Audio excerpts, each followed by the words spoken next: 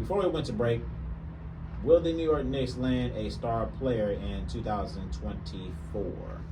And there have been rumors that, hey, they could go after Giannis, the Greek Freak, or go after another big man in Joel Embiid, or even go after Donovan Mitchell. But, and I know that your brother is a Knicks fan, so if he's listening to this, please forgive me. But I have to give you tough love. It's the New York Knicks.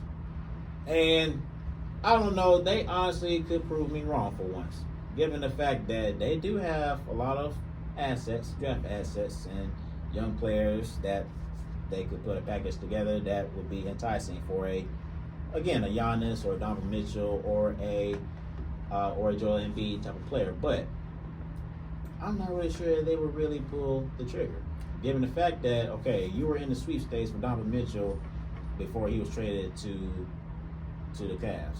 And one of the reasons why that trade didn't go through because you didn't want to give up R.J. Barrett. I would have done that trade in a heartbeat. Now, I don't know. If I'm not mistaken, they finished top 5. Yeah, I think they finished, fifth seed. Yeah. Fifth seed. So if they traded for Donovan Mitchell, then they could have still been a top 5 seed team. Maybe. Definitely would have been 4 seed. Cleveland wouldn't have been surpassing them. Absolutely. So what makes you think that they would turn around and trade for Donovan Mitchell now? I'm not really sure. Now, for each player, there's been at least one rumor that makes you think that this player may not stay with this team for long. When you look at Giannis, we said this on the show before that, look, if everybody's not on the same page in Milwaukee regarding to competing for a championship, then he's going to take his talents elsewhere where everybody is on the same page and really focus on winning a championship. Mm-hmm. So it seems Giannis is not afraid to leave Milwaukee if they're not committed to winning a championship. So that's one. Then you look at the situation with Joel Embiid in Philly. Now, it's been reported that he's going to still ride with Philly despite the James Harden drama that's been going on. But he could potentially change his mind. Maybe if he waits, I don't know, another year or two. And if they're not making any progress, then I can see him leaving as well. And then there was a rumor with Donovan Mitchell that the Cavs may not give him another contract extension. I'm not sure on top of that. I think that's the case. But yeah, so he has a player option after or for the 2025 season. So in 2 years, he can opt out to become a free agent and get a max contract. Yeah. So basically, the Cavs have him for like 2 more years before that decision is made. So, if something happens, if the Cavs don't really show progress, at age 29, Donovan Mitchell can just be like, okay, I'll go to the free market and see what I can get. Hell, even if the Cavs are good, he might just want to do that anyway just to see if he can max out on his, earning potential after he turns 29, because then he'll be getting into his 30s, and he's already a 6'2" guard. So, at that point, once you get into your 30s and whatnot, your athletic ability starts to dip down, and he wants to maximize on his money. I wonder if he would take a 6-man role. Donovan Mitchell? With the Prince Snyder reunion? I don't think Donovan Mitchell is down to be a 6th man. So he may not, but it's just a thought. I don't know. Yeah, what could have been, but we probably would have had to give up a lot more than Danilo Gallinari and 3 first-round picks if we tried last year. Not really a trade, but if he decides to opt out and if he's trying to find the next contract, then of course we have to move some guys around to make that work. But I remember once upon a time, like last year before Donovan Mitchell got traded, the Hawks were even still in those trade talks despite already getting Murray. So I think there was even a thought that he might be able to play small forward, or they can do the 3-point guard lineup that OKC did in the COVID season. So, yeah, but I'm just not really a fan of the small backcourt, undersized backcourt. I get it if you're talking about scoring purposes, that's one thing, but if that's something that you're going to do like long term, because we've seen that with Boston. They went small against Philly, and I've been telling people, and everybody knew this, that you have to go big, man.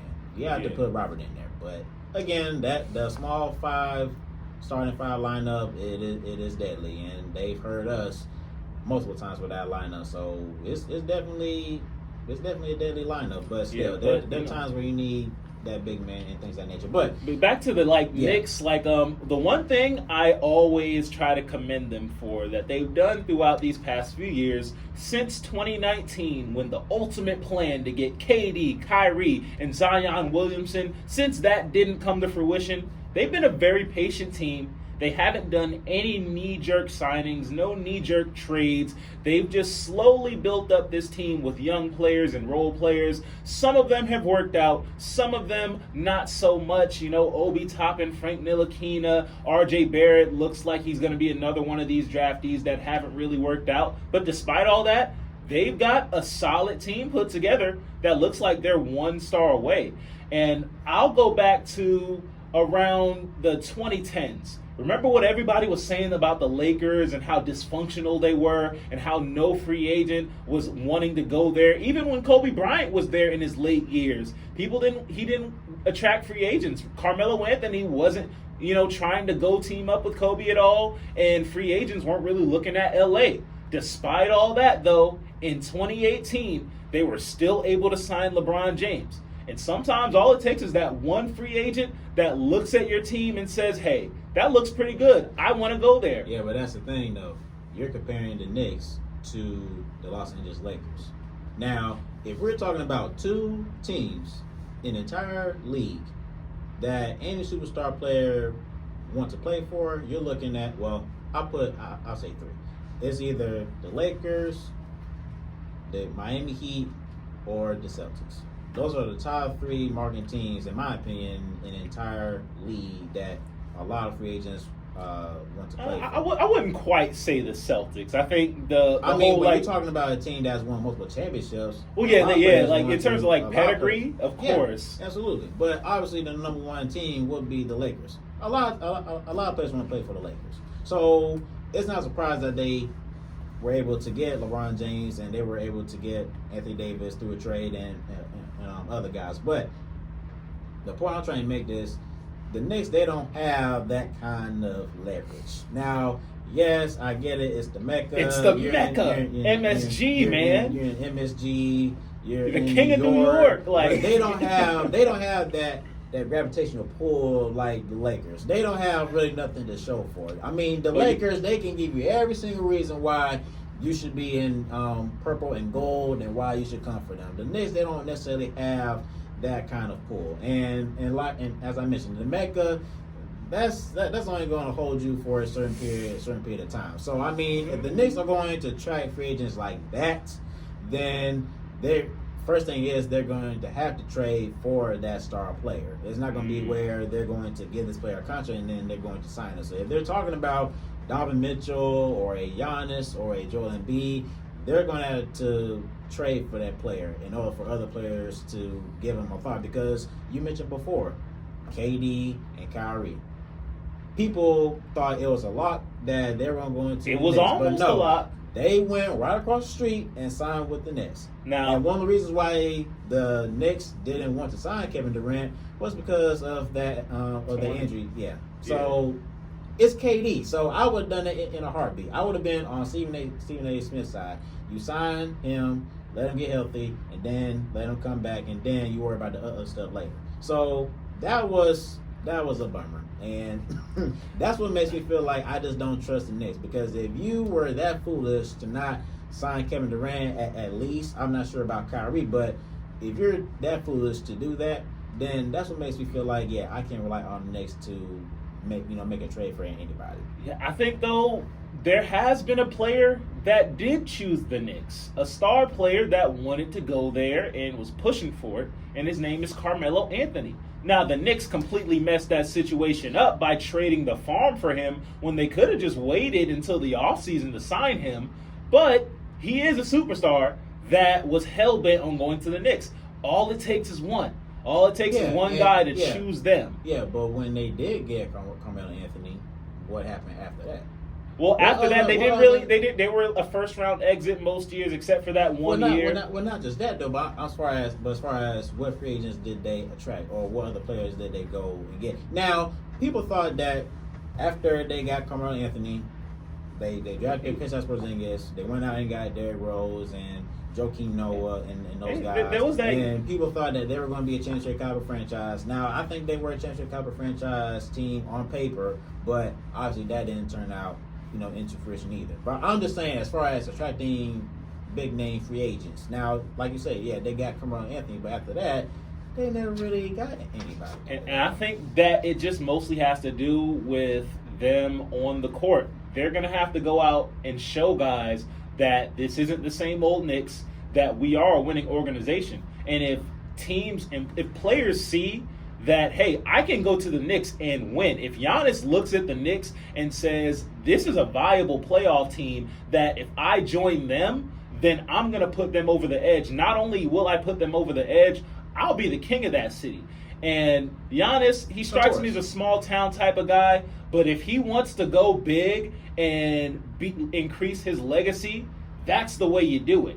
You go to New York, you lead them to a championship, and you're forever going to be a legend in New York. He should. Absolutely. He should have been here. You're not going to find a better point guard to play with the trade.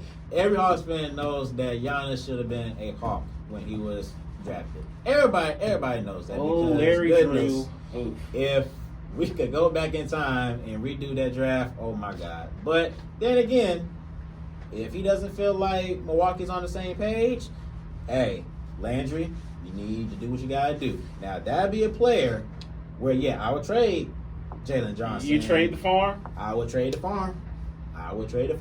You can't say a Giannis. I'm not going to disagree with that at all. You can't say a Giannis, DJ, and Trey, that you can't say that's not a big three, and you can't say that's not going to help you compete for a championship. Absolutely. There's no way. But every other team is going to be pining for Giannis, including the Knicks. And the Knicks, like you said, look, if they have to trade for a guy, they got the assets to trade for dudes. They got young players and draft picks. That is one thing, because we are pretty short on draft picks. But then again, I think our young players are better than the Knicks' young players, to tell you the truth. So but I think the Bucks, they would be more interested in the picks. Obviously, they would get young players, but again, you still want to have that flexibility to draft young guys, young talent. So the Knicks would put you in that better position to do that. So, yeah, but to answer the question, I do think the Knicks, they've been patient for the past 5 years. I think at some point, though, they're gonna stop being patient. They're gonna want to go for the big fish, and you're gonna have chances to do that with contracts expiring, with Philly falling apart now, and with Giannis questioning his future, Donovan Mitchell potentially as well. So they're definitely going to be a team to watch out for if one of these guys are on the trade market or if they get in free agency. So which player you think, between those three, which one do you think will be more likely to become a Knicks fan? I'm not a Knicks fan, but a Knick. I'm just saying, which one would be the easiest one to pursue? The best person they could probably pursue, of course, is Giannis. However, I think the most likely outcome would be Joel Embiid. I think that, just the, Patrick Ewing days. So you're saying Embiid will more likely become a Knick between all three of those guys. Maybe Donovan Mitchell, because they were pursuing him already, so they may try to trade for him again. But I think that if things fall apart in Philadelphia like we think it is, then he's a guy that I think the Knicks are going to be targeting immediately. Because big man, that center spot, as much as, Mitchell Robinson's good, but Joel Embiid is on another level. And I think that that's the one position that they can add right there and immediately make their team a contender. Right now, they're a playoff team. They're a solid playoff team. But if they want to be a championship contender, they need that one superstar. And I think Joel Embiid fits the bill for what the Knicks will want.